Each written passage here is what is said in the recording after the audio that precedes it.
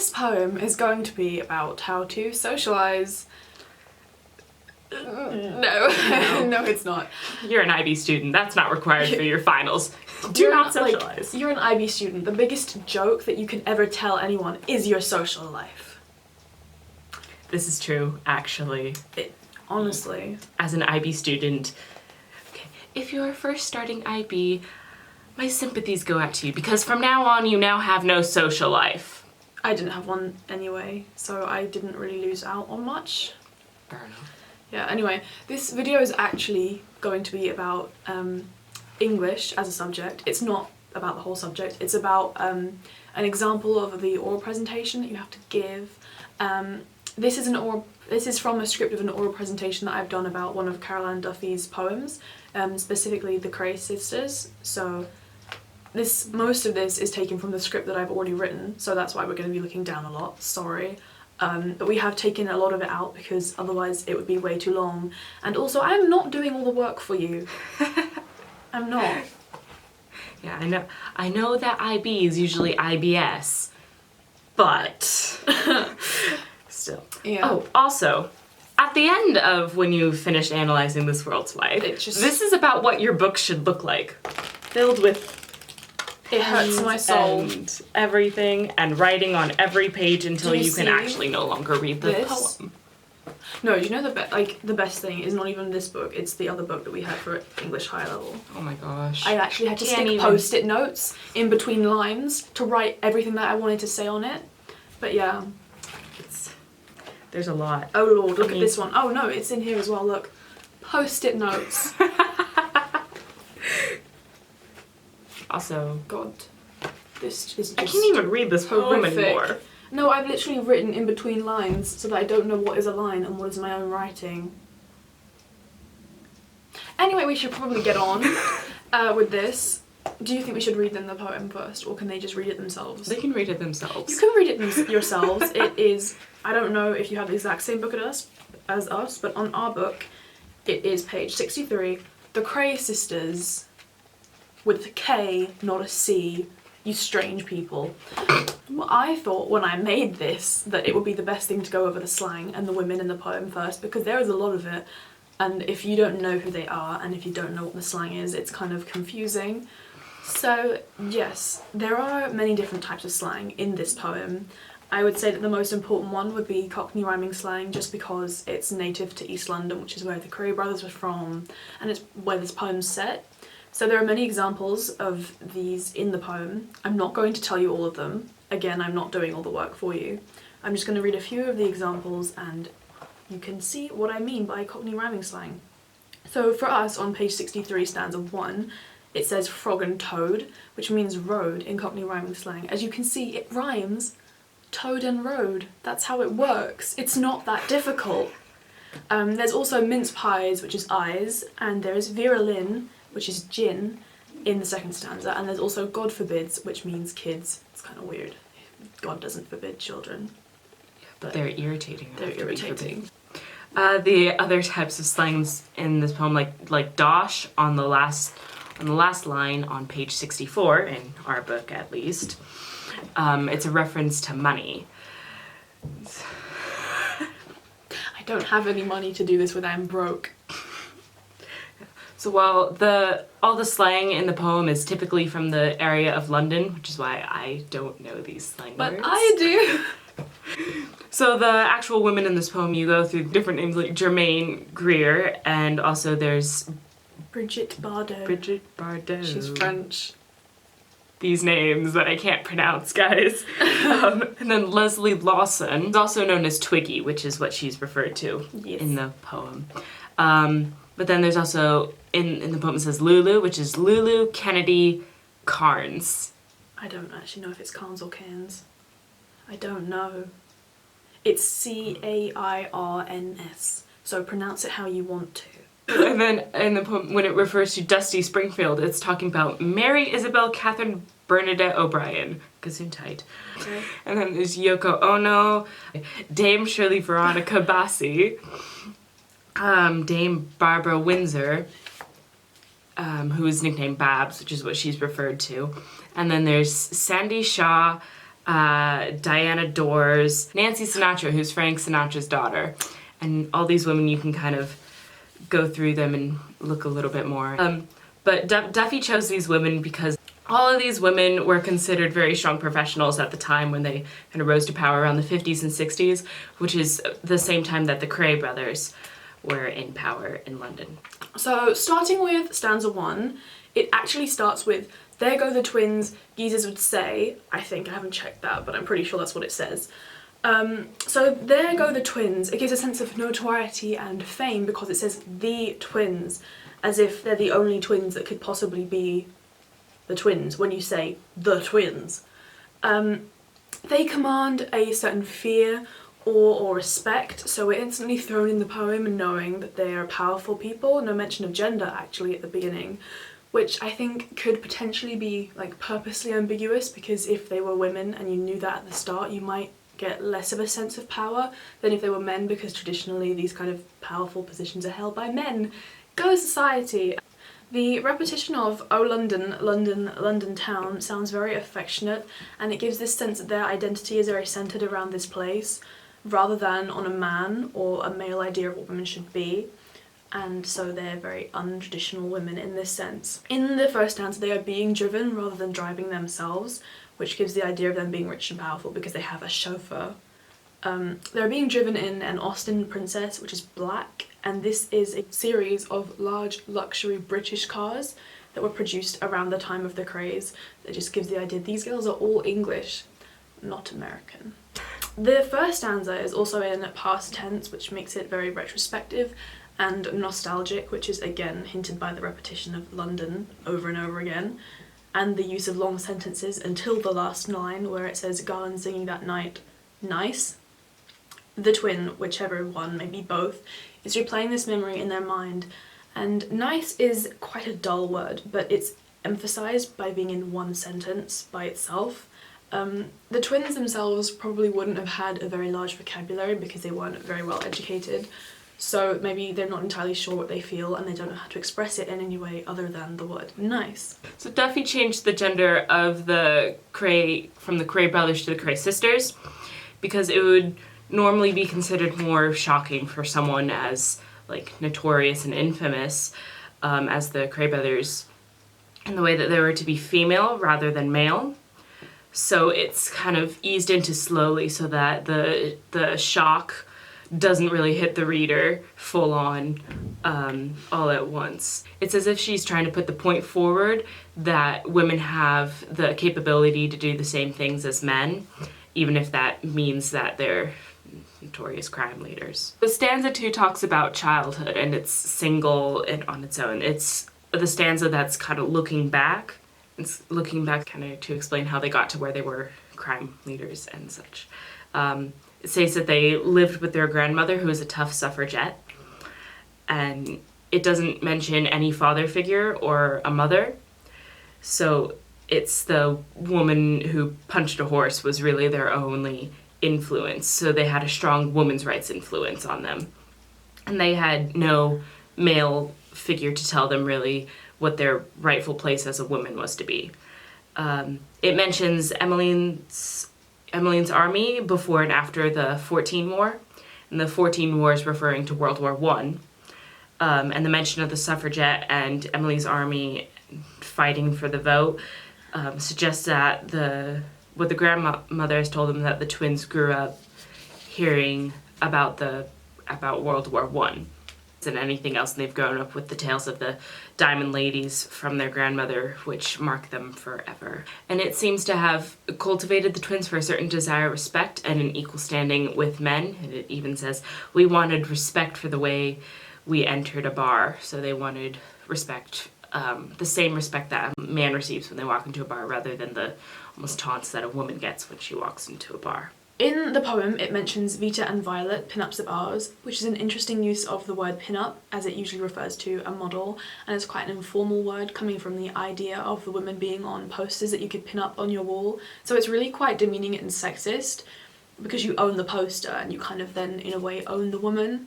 However, here Duffy has flipped the meaning and subverted it to almost be the equivalent of heavies, which are strong and violent people, usually men, who are used in gangs or to guard the outside of clubs, etc. And it's the complete, heavies are the complete opposite of what a pin-up girl would look like. That's what they're being called. So the enchantment from stanza 2 to 3 shows that their life is progressing as they skip from childhood imagination to looking back at the mistakes that they made when they were just starting out. So in this stanza, they almost flip the idea of married men and their business as having something to lose and change it to be married women have something to lose. So they mention having hired girls who were well out of order, meaning so they weren't behaving correctly. It's revealed that 2 of these unacceptable women got engaged. Oh, how shocking. Oh no. And the 3rd woman was sneaking back up the Mile End Road to be some plonker's wife. Yeah, plonker means idiot, just for this American. And anyone else who doesn't know, that's a very English word, isn't it? Plonker. You plonker. Idiot. I think we just call them idiots in America. So out of context, this seems perfectly normal, which is almost like it's an accepted course of action for women of this time. But the word plonker and well out of order show that the Cray Sisters really don't like the kind of behavior that these women are showing. So since the poem is told through their perspective, the readers are encouraged to feel that way as well. And this almost hints at Duffy's own desire to achieve gender equality and almost her frustration at women who let stereotypes almost trap them. This idea is emphasised by the pun which follows after this, where it says, "A boyfriend's for Christmas, not for life," which is referring to an advert for pets, which was a very old advert, which we also had to ask our English teacher what it was. And it's referring to an advert where it said, "A pet's for Christmas." A pet's for life, not for Christmas. So it's showing the idea, the advert itself was, you know, those adverts where, you know, you get a pet for Christmas and then you think, oh great, it's a pet, and then you get rid of it. Anyway, this shows that the Kray Sisters see men as playthings and gifts rather than something that you keep forever. So that's something that you would get for Christmas and then promptly discard because they are for Christmas, not for life. After this, the poem kind of seems to rush through time a bit, which in effect it paints this picture of a fast and glamorous lifestyle. The Krays soon earned the clout or the respect that they needed to progress through their line of work, and they also earned the dosh or the money to be able to do this and to be able to move to a classier gaff, which means they found themselves a better and classier location for their club. When it says the club at the heart of our legend, it suggests that the Kray Sisters really do know how infamous they've become, and they're very proud of this story that they've woven into society that seems so fantastical that people almost think that it's an urban legend rather than fact. If you consider that the original Kray twins are already almost given the status of a legend, then how much more so would it be a legend if it was women who had this power back in the 60s rather than actually men? It's impossible. Well, not impossible, but it's highly improbable. Again, after this, the poem switches tenses from past to present with the phrase, "Look at the letters we get," and this suddenly makes the whole poem seem more personal, and it draws the reader in, as if to say that the Kray Sisters aren't just randomly telling their story, they're telling their story directly to the person reading the poem, and they're telling the story specifically to you. This also hints at what happened with the real story, as the Krays ended up in prison eventually, so anyone who wanted to talk to them would have to have sent them a letter rather than meeting them face to face. So we see one of these letters in the last part of the third stanza, which is, "Dear twins, we hear what's being said." The Kray Sisters know that from the people's perspective at least, that they know they made the streets more law-abiding rather than less, and they gave protection to those who were considered the weakest of society. And now that these powerful protection-giving women are locked away in prison for the safety of the general public, women are being put back in their place and are being used by the men on the streets for their own benefit. So it almost suggests that there is a conspiracy to get them off the streets, and that the male population in general felt threatened by their presence. And now that they're gone, they're swooping in on the women like predators, because men had the tendency to do that in that time. The last stanza, we shift back to past tense, but it still feels like the twins are still directly speaking to the reader. So the twins go swaggering into their club, which paints an almost masculine image of them, since the confidence that is usually associated with swaggering is often only attributed to males, as the more dominant gender.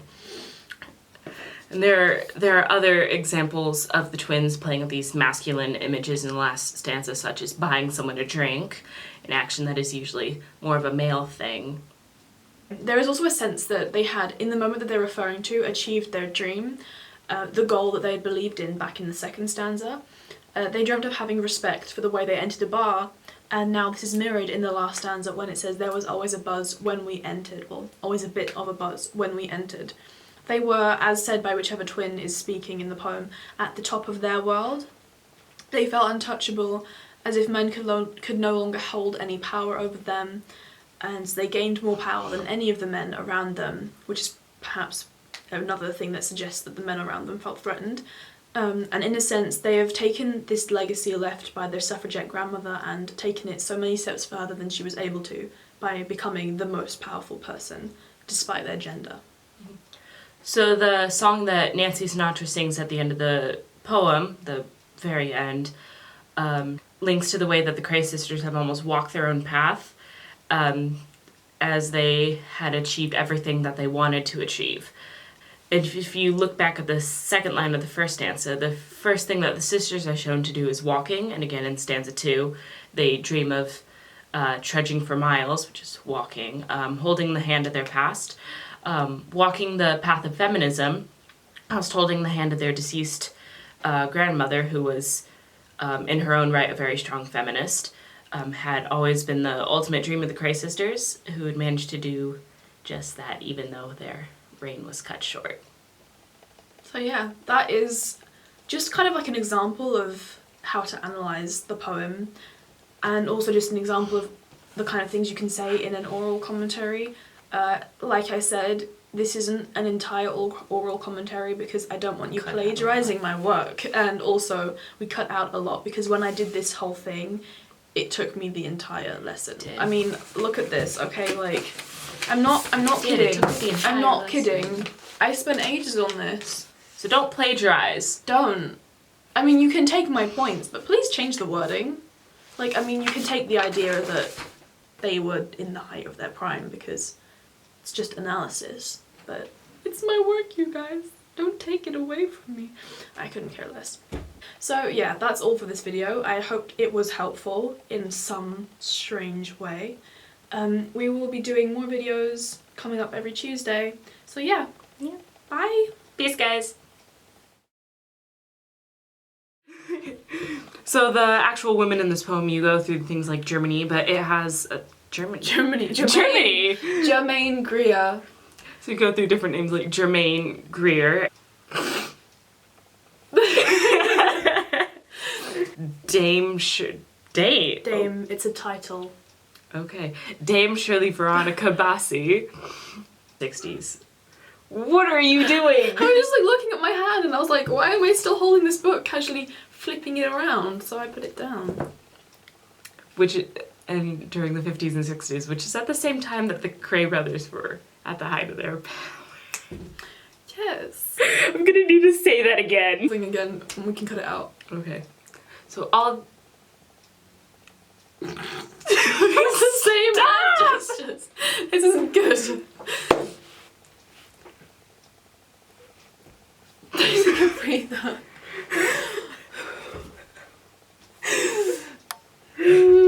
We can't film together anymore. But this is a cast project, we need collaboration. Gosh. I'm pretty sure they only put that in because we have no social life. That's probably accurate. Damn it, IP. Okay. Language. What are you, Captain America? I'm from America. Where's your spangly stars and stripes outfit? Guys, she left. Okay. There's gonna there'll be a lot of bloopers in this, I can already tell. Really? Followed by geezers at some point. Why are you coming in? We're on air! On air! Wait, Who was that? This is my mother. This is not my mother. Papa, Yes. you could have is one of those red lights outside, like it says recording. Yeah, like the BBC. Yes! Do not enter. Yeah. I think you recording. should- Beep, beep, Yeah. beep, beep. Hello and welcome to the BBC. Reporting for Two months. BBC News. BBC News. But I'm It needs fixing again. She's American and she doesn't drink tea, she dumps tea in the ocean. Oh, If you hadn't have taxed us, right. then we Okay, I'm gonna just do that again. My nose is like a little bit runny. Here. I'm getting a tissue, screw it. We'll just have to cut this out. I'll be quick. And there's also something in my eye. Just sit here and spin on a chair or something.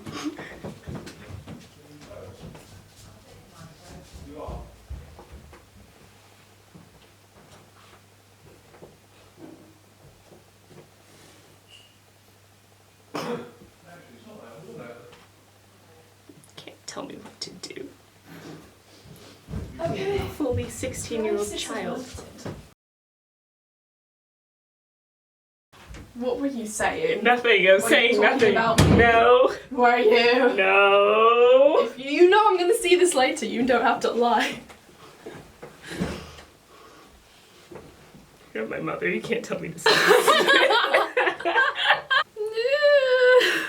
Stanza 2. Continue.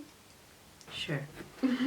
So the enjambment from, which is a really weird word. It's a- Enjambment. Enjambment. Enjambment. If you look at how it's spelled, it's enjambment. But no, it's enjambment because English steals things from French all the time. Go English. We're not a language. We're just a mismatch of German, like Latin, French, and like Viking. That's English To for be you. fair. But marriage is not a weakness for women, and it's funny because marriage is almost seen as the end goal for women, but not for men. Because obviously we live to get married and bear strapping young sons to continue the patriarchy. I think I threw up a bit in my mouth. Also subverts the idea that women should be married and settled down with one man forever and ever. I mean, if you keep the man just for Christmas, how many of them are you gonna have? Like, I'm nearly 17. That would be 17 different guys. 17 Christmases. I can't handle 16 different guys. I don't know if I'd want 17 different I guys. can't even handle talking to people. I can't even handle thanks. 17 different people. The trick to getting friends into IB is to sink your claws into them. It's pretend you're normal until you can't back away from the friendship and then you sink your claws in like, ow. I have broken her. She's broken. like, hung? Dude! What are you, a cat? Yes, I'm a little kitten. Meow.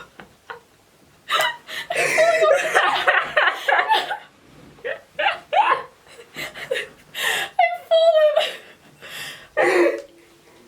I've fallen. Get up!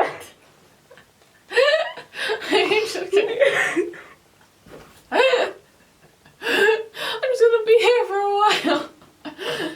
Well, I'm talking soon, so get up! Oh, okay. Graceful.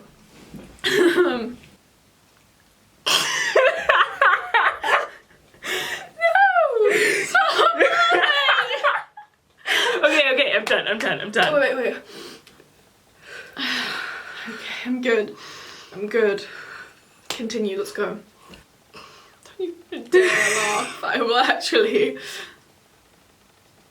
Don't do me! Leave me alone! My Abuse. wooden ruler, specifically for times like this. The confident. The confidence. This is how this started last time.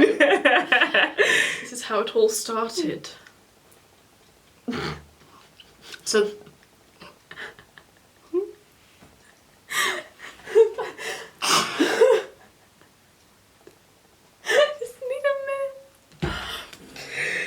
I had it. Okay, no, okay, I promise. But we can just have like half an hour of unadulterated laughter. Like we spent more time laughing than we did actually work. Yeah. I don't want people to buy me a drink. Buy me a book. Aw. Yeah, I don't really want to be bought a drink either. Like, yeah, don't drink before you're legal. And don't get drunk, ever. It kills your brain cells, and it's just a dumb thing to do. If you need alcohol to have fun, you're a lame person. I'ma just say it. If you need alcohol to have fun, you're lame. Yeah, just find someone that you can make fun of on a daily basis and you're good. I don't need alcohol to fall off my chair.